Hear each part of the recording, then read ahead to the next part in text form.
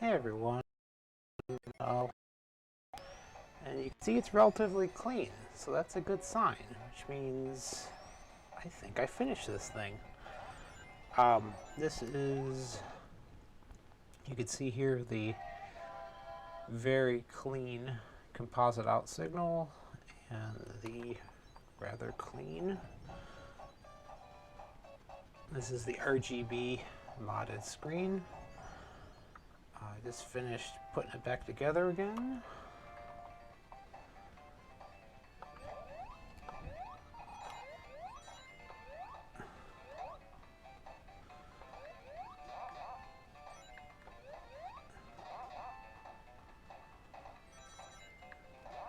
So,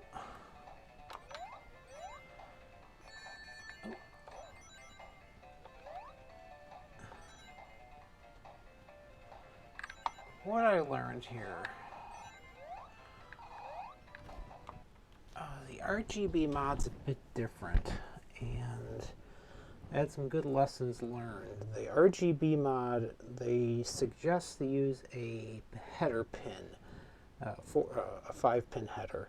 The problem is that even if you trim the header pins way down, it really gets way too close to this corner of the screen. And I think I probably had two conflicting issues go on. One of them was, I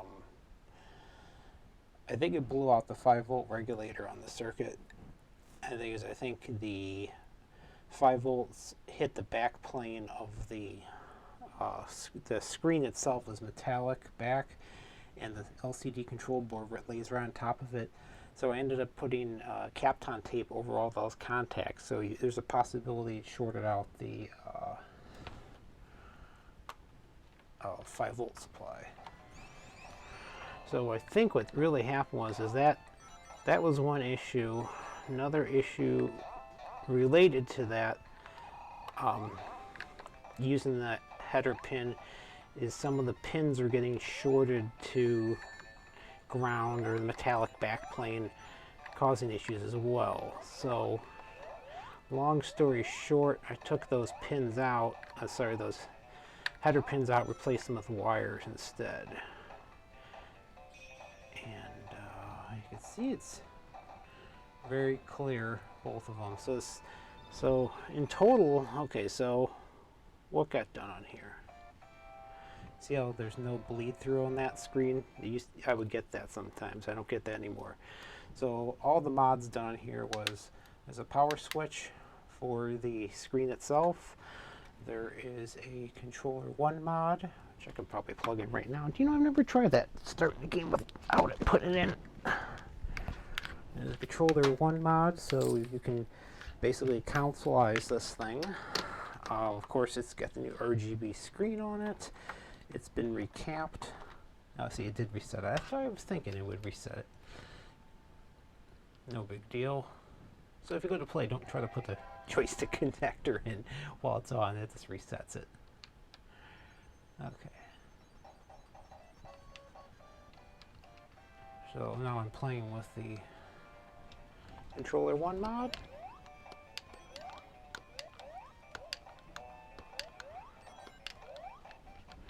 So, other mods we have here. Yeah, just be careful with this joystick. It can freak out the system a little bit. So don't go wiggling around everywhere.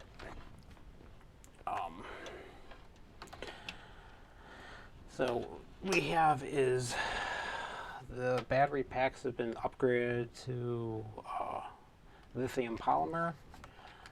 There's a little micro USB charging port in the bottom. The system only draws about 3.5 watts now. So that means you're only going to take about 3.5 watts per hour, and the batteries in there are rated for quite a bit more than that, so you should get many, many hours out of it. Some of the hardest parts putting it back together again was I was getting a pinch on this little, there's a hinge that runs here that has a spring that opens it up, and where the wires I had coming out for the RGB mod, I had to take it apart, move it down, and then trying to figure out how to route the cables for the player. One mod was a challenge too. So, but it's all back in place, and since I was in there anyway, I cleaned up some of the cable routing internally. I'm going to tighten this sucker up just a little more. I rerouted some of the cables internally just so they don't pinch. I just don't know how tight I want to make it. Okay. So, door, system, no game in it, so turn on. Mickey's been working just fine too. That's the original game I saw weird color shifts on. That's this guy here. I don't have the RGB out. And move that all the way for now.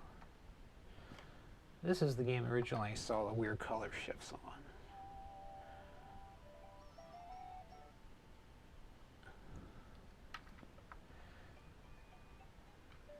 Colors look really good on it now. I have ever since I moved the, we took that header pin out, those headers out, seems to be doing a really good job now. And I was able to reuse the old, the existing RGB. I didn't damage it when I was moving it out. See if I can get this angle right for this camera. And I can see at the same time. But yeah, there's no weird color shifts anymore. This is the game, it would happen like right away with the color shifts. Oops. But now it's holding real solid. The 5-volt supply, it's got a new buck converter in there.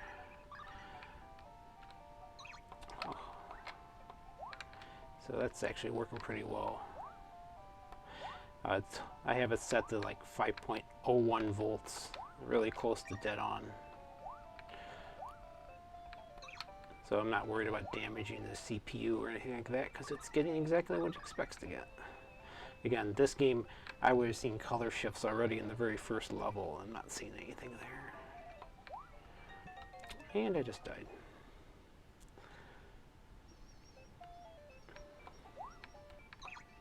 Well, you can't jump on these like Mario, can you?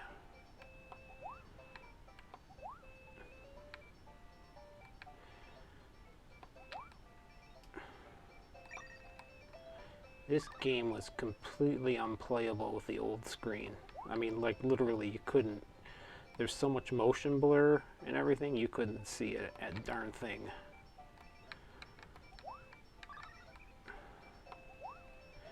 And the contrast was horrible. You literally just couldn't play this game. It was impossible. Well, that was silly. Oh, I survived though. Hey. Yeah, but yeah, you would see color shifts all over the place. The screen would drop out. So this is working out really well.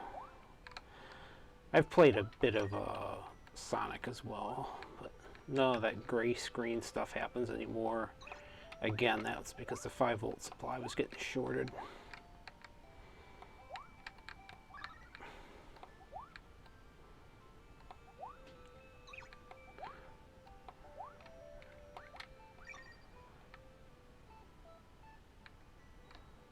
Yeah, a bird or a bat or something. This is a hard freaking game, man. Okay, but yeah, like I said, you would see color shifts in the green and everything, and it's not doing that anymore. The screen's not dropping out anymore. So, knock on wood, this little guy is going to go out. I'll probably take the pack off for shipping. And of course it runs off of EC just fine. Yeah, there it is. It's been a challenging mod and repair and warranty repair, but hopefully it is back home very soon.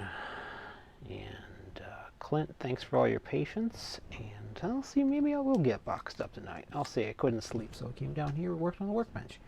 So everyone, Thanks for watching, and next time, I did agree to work on one ColecoVision because this poor soul really wanted it fixed and no one else is willing to do it. And so I said, why not? So I'll go in there. He did warn me he did do some soldering work already, so it could be a little scary inside, but I won't judge. Everyone have a great evening, and see you next time.